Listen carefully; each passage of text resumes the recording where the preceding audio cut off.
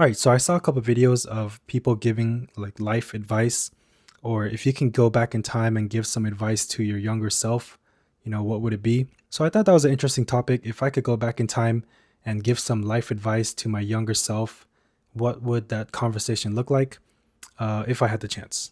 So I wrote down all the stuff that I would say. Number one, go for a walk. Like I used to hate walks, I didn't really see a point in them. But one day I just went on a walk, no phone, no nothing, just nighttime walk by myself. And it was like the most stress relieving, healing thing that I've done in such a long time. It was great. And ever since then, I just like whenever I feel stressed or overworked or whenever I'm bored, I just go out and go for a walk. It's like the best feeling ever. I don't know what it is, but something about just going on a walk, like without your phone, or if you have your phone, just like listening to music, whatever. I think it's one of the best life decisions I made. Like no destination, no plan, just walk in circles if you have to. Just go outside, that cool air, no phone, no nothing, just look up at the sky and just walk. It's weird, I know, but it feels really good and it's really like de-stressing, if that's a word, I don't know. So yeah, that's number one. I just wish I went on more walks. And number two is realizing that all you have is all you need. I don't know, this one kind of speaks for itself, but I think it's true. Like when you're young, you think you don't have much. Everything feels like it's supposed to be yours. You're ungrateful for everything. But then, like, as you get older, you realize that all you have is all you need. I say as I get older, like, I'm not 25. But, anyways, and adding on to that, I don't know who this is going to speak to or who this is going to help, but you got to make sure that you make the most out of every situation because you don't really realize what you have until it's gone. And I used to like hear this all the time and I just always brushed it off, but turns out it's true. All right, next. The start is usually always the hardest part. In whatever you do, whatever you can think of, it's always the beginning, the start. That's the hardest part in the entire journey, in the entire process. It's just once you get over that start, once you get over that struggle, everything else is everything else is easy. It's just that start is always the hardest part that a lot of people can't really find a way to get over. Like in business, making money, losing weight, getting in shape, whatever it is, I think the start, just getting started, the beginning is always the hardest part. And like when it comes to making money, I think this is my personal opinion, but I think this is going to sound weird, but I think that the harder it's going to be for you to make money. That sounds really weird, but I think I found that like businesses and a lot of these ways to, actually start making money, especially online, whatever business model you're looking to get into, it requires risk. There's a lot of risk that comes with it. And there's a phrase in this business world called paralysis by analysis, meaning that the more you analyze the business model, the more risks you're going to find because there are risks in every business model. You need to take these risks to get these rewards, this money. And the more you analyze it, the more risks you're going to find. And those risks are going to keep you from actually getting started. So the smarter you are, a smart person will look at a business model, study it, analyze everything, analyze all the risks versus rewards, the pros versus cons, and then they'll just analyze everything, get all the data points, whatever, and they'll make sure that everything is perfect before getting started. Whereas someone like me will just look at a business model, say, "Oh, that sounds interesting," and it will just get started. Like I don't care about the risks. I don't care about none of that. I'm getting started. If I fail, I fail. Cool. Move on to the next business model. So I think the smarter you are, the more you analyze, the less risk you take, the more you slow down, which is what you're supposed to do, right? It's the smart thing to do. But honestly, when it comes to making money, sometimes you have to take risks. Sometimes like just jump in knowing that you're going to take risks and just start. That's that's what I found. So yeah, that's what I think it is. A lot of people are, I think, too smart for their own good. They're too careful for their own good. Now, obviously, I'm not saying be dumb and make dumb decisions, but I just think that the smarter you are, typically, the more careful you are, as you should be. But the more careful you are, the longer it takes for you to get started, and the more you wait to get started, the less time you have to actually start making money. So yeah, that's one specific life advice for me. I don't really have any regrets when it comes to the business side of things because even my failures turned into learned experiences. But I just wish that I started a lot sooner. So my next piece of advice is actually a quote that I heard from somebody else. I forgot who said it, but he said, the person who enjoys the journey will get a lot further than the person who enjoys the destination. So there's a lot of people that messaged me saying that they wanted to make a lot of money too.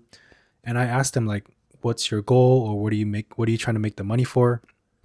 What is it for? And a lot of people said they want to make money to go on vacations, hang out with their friends, buy certain things. And I was like, I never said it, but I thought it in my head. I was like, I honestly, I don't know if that's the right mindset to have. I don't know if you're going to make it, because I don't think that you have the right goals. I think you're trying to make money for the wrong reasons. Your reasons aren't strong enough, so it's not going to work, because there's a lot of hardships. There's a lot of struggle that you have to go through, that it's going to take to make this money. And when it comes to you, you're going to realize that this struggle, this stress is not worth that vacation, or that those clothes that you want to buy. So you're going to quit, right? Your reason has to be stronger than the stress that you're going to have to endure. It's the people that say, I want to do this because I can't think of anything else. I want to do this because I want to support my family. I want to do this because I love learning about money, whatever it is. Like, those are the people that actually make it because they enjoy the journey.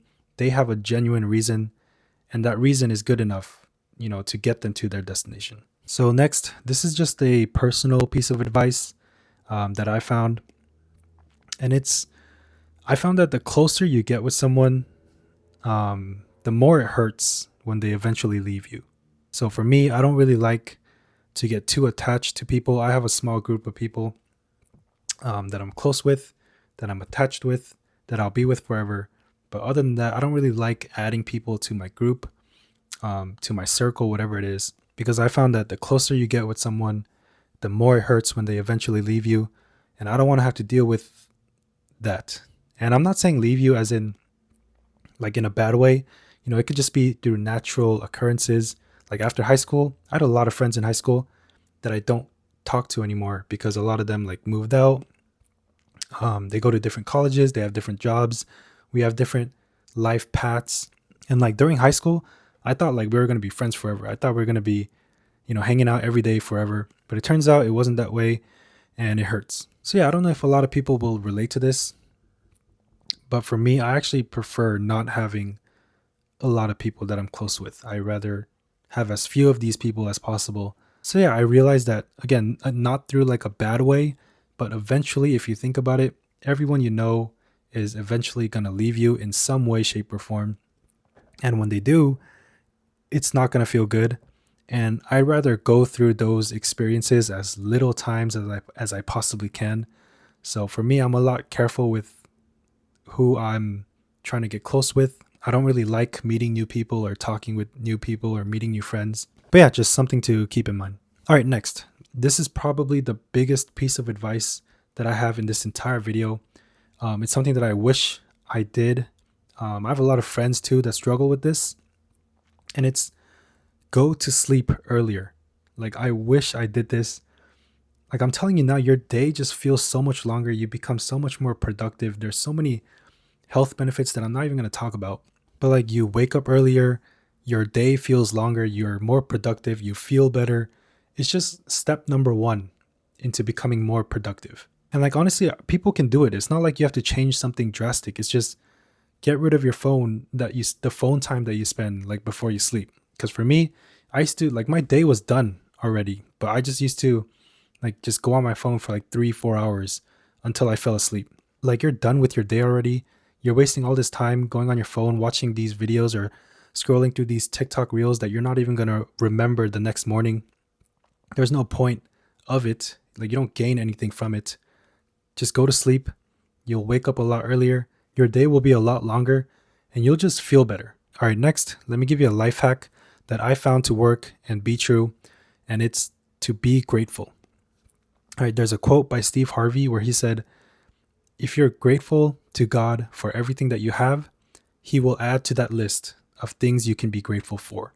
All right, you may not be religious, and that's fine, but I found that the reason why I wasn't really getting what I wanted was because I wasn't grateful for the things I already had. Why would life keep giving you things if you're ungrateful for what you have?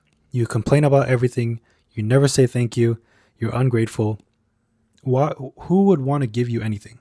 Turns out you kill off more blessings by not being grateful. Sit down, get a pen and paper, write down a list of all the things that you have in your life that some people don't have. All right, no matter how small it is, and then look at that list and genuinely be grateful for what you have. All right, and you'll be surprised, man. You do that, you'll be surprised that like all of a sudden life just ends up going your way. You start getting the things that you want. It's weird. It actually works. All right, next. I don't know how long this video is going to be, but I'm going to just keep going. My next piece of advice is to work hard, but don't over stress yourself with things you can't control. All right, people, including me, tend to overreact to a lot of things. Like the things that you thought was the end of the world at the time, turns out it's not. Most of the time, like eventually you get over it and then you realize that it wasn't really that big of a deal.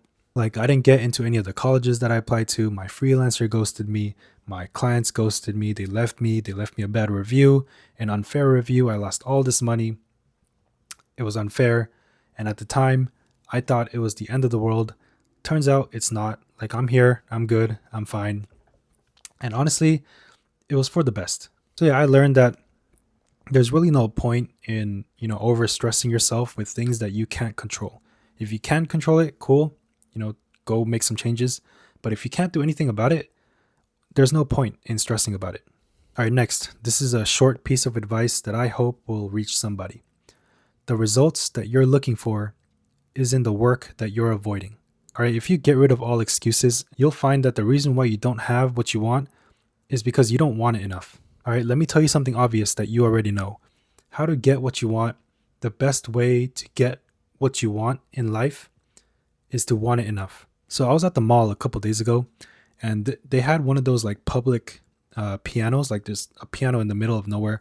And I was walking by and there was a guy on the piano playing a random song. I don't know what song he was playing, but he was really good. Like he was really good at the piano. There was a small little crowd around him just watching him. Like some people were recording, and it was a really nice song. He was really good at the piano. And I remember like walking by, like kind of looking by at him and listening to the song that he was playing. And I was like, wow, this is a really good song. It sounds really good. He's really good at the piano. I wish I could play the piano like him. And I remember thinking that, like, I wish I could be as good as him. I wish I could play the piano like him. I wish I could be good at the piano. I want to be good at the piano. I am not good at the piano. And the reason for that is not because of whatever excuse I could think of. Okay, it's not because of that. It's because I don't want it enough.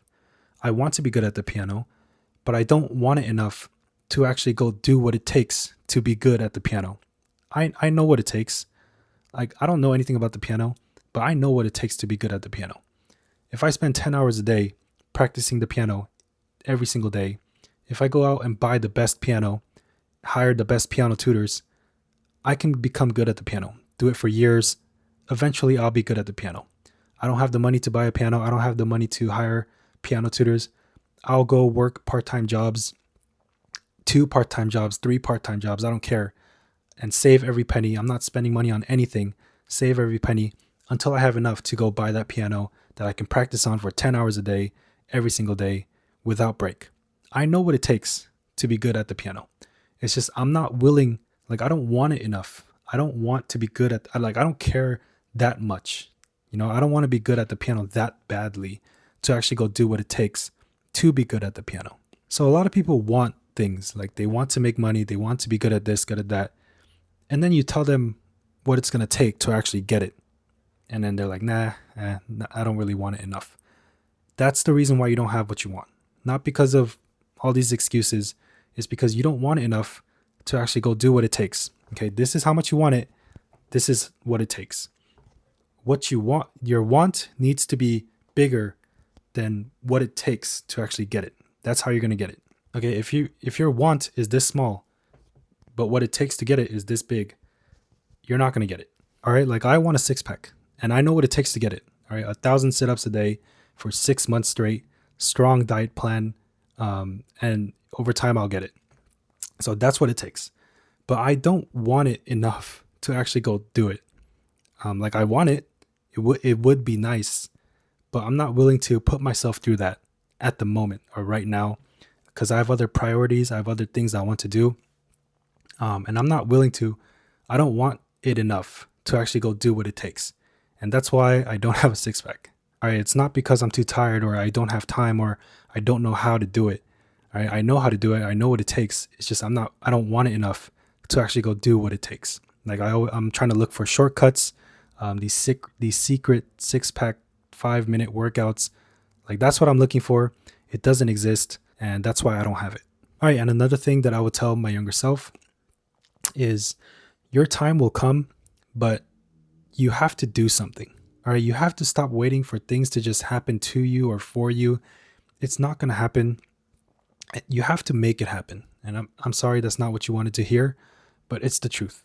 And I used to hear a lot of people say like the next 5 years are mine, like copying this old like Patrick Beverly meme, where he told Steph Curry that the next 5 years was his or the league was his, whatever. So people say like my time will come, the next 5 years are mine.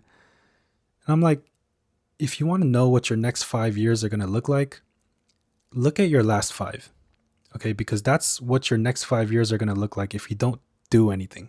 If you're just going to sit there and wait for life to come to you, for your time to come, and you don't do anything, you don't make any change, you live the same life, you want to know what your next 5 years are going to look like? Look at your last five. I'm sorry if that hurts some people, but it's the truth.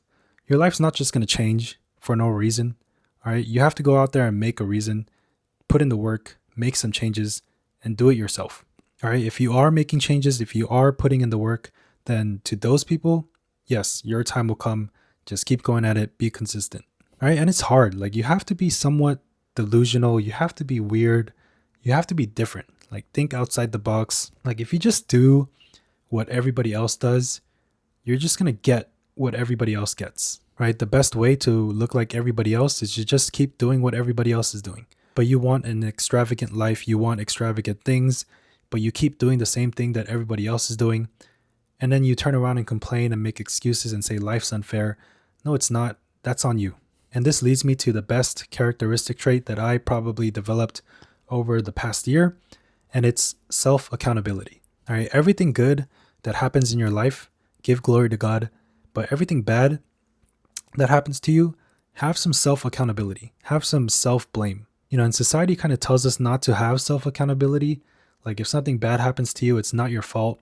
There's others to blame. Don't blame yourself. But honestly, I don't think that's the right way to look at it, right? And the reason for that is because if you give up all self-accountability, you give up all control, right? You don't have any control over the situation that you're in. There is nothing that you could have done. There is nothing that you could do to prevent yourself from getting in that same situation again because you have no control. You have no self-accountability. It wasn't your fault. There was nothing you could do, right? And the problem with that is like now you can't improve, right? You have no control. There's nothing you could have done. What can you do to prevent that bad situation, that bad scenario from happening again? Nothing, because you have no control, nothing you could have done, not your fault, right? And I don't really think that's a good way to go about life. If you have no control about your life, what you think, what you do, then who does? The number one step into improving your life, being more productive, getting better in general, not just about business, but is to have some self-blame, self-accountability, hold yourself accountable. Stop blaming others, stop blaming other things, and look at yourself. Like, what could you have done? What did you do wrong? What could you have done differently? I think that's step number one.